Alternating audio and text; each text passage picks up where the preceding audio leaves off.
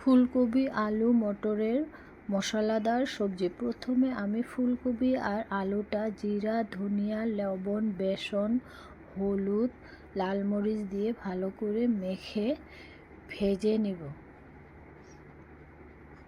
ফুলকপিটা ভালো করে ভাজা হয়ে গেলে আমি কড়াইতে তেল দিয়ে এলাচি দালচিনি লং দিয়ে জিরা ফোড়ন দিয়ে টমেটো আর পেঁয়াজের পেস্ট দিয়ে লবণ হলুদ জিরা ধনিয়া মরিচ আর কসুরি মেথি দিয়ে মটরটা দিয়ে দিব। মটরটা হয়ে গেলে আমি আলু আর ফুলকপিটা দিয়ে ভালো করে কষিয়ে নিয়ে পানি দিয়ে জাল করে নামিয়ে নিব। রেডি আমার আলু মটর ফুলকপির সবজি।